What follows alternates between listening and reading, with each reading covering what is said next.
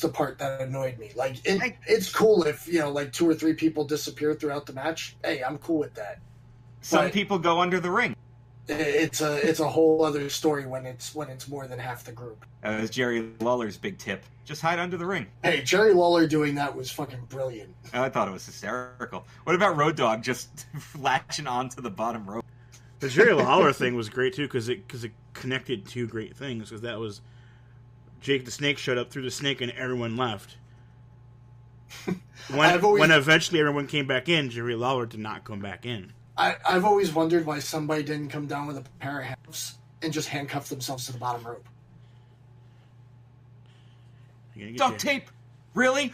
Now here's the problem with that kind of thing is you can't win. Because you have to eliminate one person. Well, you could. They could run at you and you could backdrop them over the top rope. Yes, thanks. One of the only things I've ever truly agreed with JBL on is that you can't win the Royal Rumble till it's over, but you can lose it early. So that's why his strategy was always get your ass somewhere where you can either go nuts eliminating people or stay out of the target area. Mm-hmm. It's actually a good strategy. Go down to the ring being Bradshaw, not JBL. Well, that too. Go down being the ass kicker. He entered one Royal Rumble as JBL, and it was a 2-second thing because he got in and went right out. That was the whole point. Right? Yeah. And he's like, I love it. I wanted to do that. Like, yeah, okay. Pretty much. All right. Oh, that's our Royal Rumble preview. And that's it for the show. I genuinely hope this will be a show that also makes it onto the Fabe list. I love Royal Rumbles. Last year, we had 2 of them, and they were super good. And then we had that crappy greatest one that I almost don't count because it's at least someone good won, just like the other 2 Rumbles. It's like I didn't really, like how the Rumble match went. Didn't care because I loved the winners too much. Yeah. Well, that's the thing about Rumbles. You have good winners in crappy Rumbles, like Edge. I didn't like that Rumble itself. I thought it was booked kind of crappy. But the winner was great. Then sometimes you have a great Rumble with a crappy winner. Like the 2014 Rumble was booked really well until Batista came out there. And Daniel Bryan didn't come out there. And it's like, oh, great. So, and then Batista won and nobody wanted it. Then sometimes you have great Rumbles and great winners, like 2004, the one that WWE ignores, and 1992. And then you have really bad Rumbles with really bad winners, like 1999 and 2015. Yeah. I mean, I'm just, I'm one of those people. I like to see new people win. I hate seeing repeats. I agree. The only time a repeat works is if it works for the storyline. Sure. I like new people, new winners, or people who haven't been a world champion 10 times already. The Royal Rumble should put somebody over. Yeah, it's an instant main eventer maker, so we use it as an instant main event maker. Yeah. The last good Royal Rumble that actually did that was Edge, because Del Rio was a terrible choice. Sheamus wasn't a bad choice, but everybody wanted Jericho. Cena was bad. Batista was bad. Roman was atrocious. Triple H was just eye roll. No, of course he came to win the title from Roman. And then 17 was Orton, which we were supposed to be happy with because it wasn't Roman. Like, what the hell? We're allowed to dislike multiple people. And then you had Shinsuke and Asuka, and it's like, oh, there you go. You did it right. So yes. So this year, shit. Big old shit. Big old shit. Right on your chest. But let's talk about some other cool stuff happening. We have a great Hall of Fame. It hasn't been official yet. But it is more than likely official. But it's like 90% official. Bam Bigelow to the WWE Hall of Fame. It's about fucking time. Oh, I'm so happy. I'm so excited for this. Who do you think's going to accept for him? I imagine it's going to have to... He had kids, didn't he? It'll probably be like the fam. I'd imagine it'd It's have to gonna be be one of the his thing. kids. And then who do you think will actually induct him, though? Everyone I'm thinking of is dead too. Lawrence Taylor. I guess. Sure. I mean, it could be LT, but It is the biggest match in his career. My guess is gonna say it's gonna be somebody who probably worked with him a lot. Shane Douglas. Who is super blackball. So it's gonna be somebody from the era. Yeah, I'm even trying to think, like... Vader's dead, Humperdink's dead, Luna's dead. There's always DDP. He had tons of great matches with him. I'm looking at a wrestling video archive somebody made of best matches maybe of Bam Bigelow. Taz, if they're on good with Taz. Oh, yeah. Because he had those two classic matches with Taz. They can talk about Taz and DDP are like the company most likely guys, because unfortunately Vader was a big one and he sadly passed away, so it can't be him. I mean, that could be. Yeah. That's pretty cool. It could be I mean, maybe it even could be somebody like the Dollar Man. Yeah. Because Bigelow worked with him a lot. Oh, they could use Brett.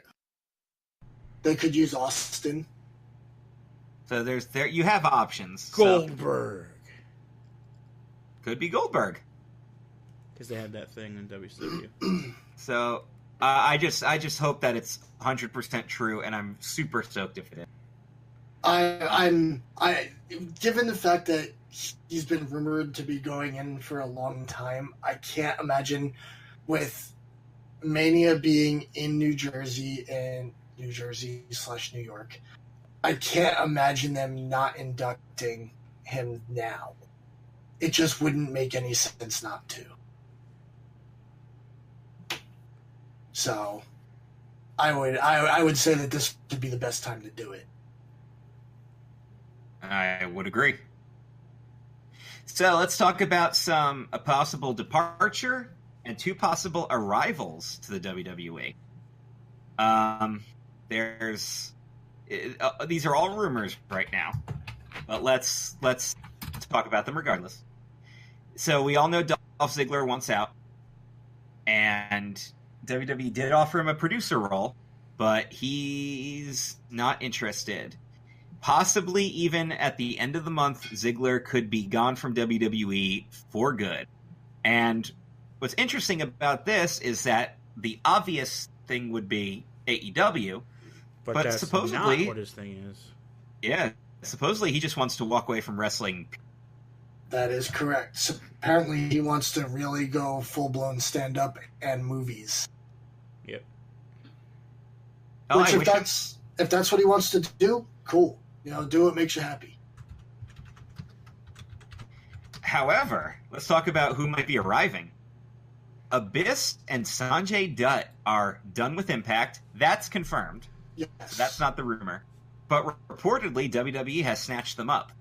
Maybe not as in-ring talent, but the big rumor is that WWE took them in. Yeah, because and here's the thing. If this is in fact true, I think both of them are well beyond their ring years.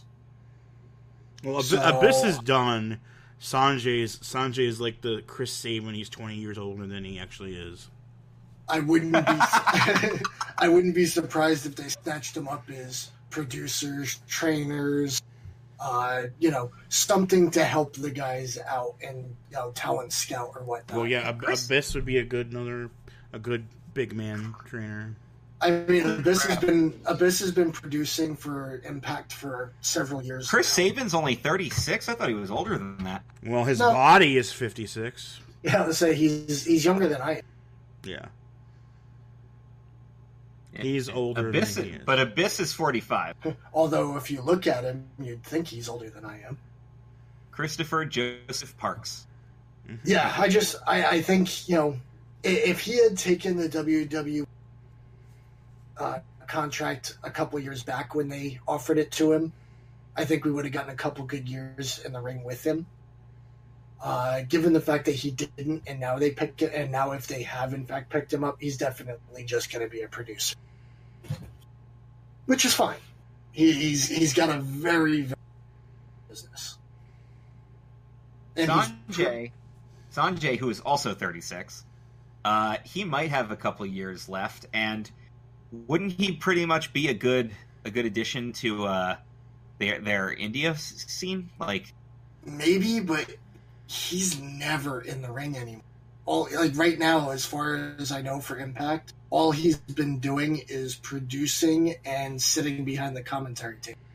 Well, he has not gotten. I don't think he's had a match in years. Well, you never know. 2 years, I think, because he made when Impact did their India show, he won the cruiserweight title or their X Division title there. You mean the Ring to King? And then he lost it pretty much right off the bat. So, well, we'll see. Again, these are rumors, but we shall see. I fully suspect, I fully suspect that they'll be involved in some way, but probably not in the ring. So let's talk about the new arrivals coming to the Performance Center. We have Rachel Ellering, long overdue. Again, about damn time. Karen Q. Yep. That's who was in the Mae Young Classic. Yeah, she tore it down with Xia Li in the first round. So that'll be pretty cool. Kelly Klein, right? Or what the hell is that what she goes by? No. What? No, Karen Q is just Karen Q. Karen Q. She's an Asian girl. Yolanda makes her stuff. ACH has been everywhere. ACH has worked in like every company known the man. He did Junior Tag League this last year. He'll probably get renamed though. But he'll get named whatever his initials stand for. whatever Christian Hardy Jr. Yeah, yep. He'll come like the sign will like usual. The sign will say ACH and then it'll fade away Thanos style. Oh yeah, Hardy Boys. He's wrestled for New Japan, PWG, Pro Wrestling Noah, MLW, Impact, Dragon Gate, Combat Zone, Chikara, and AAW. Mm-hmm. That's ridiculous. Yeah, he's been everywhere. He's been everywhere. Oh, I realized I have a small connection to PWG. It's really small, though. It's barely a connection. But apparently one of my mother's friends in high school is a doctor over there, and she works the shows. There you go. So, nice. So maybe I could be like, give me a bunch of... I have a connection to WWE because I've got a couple of friends that work there, including Bobby? One that works for .com. Bobby? Yeah. So, that's the thing.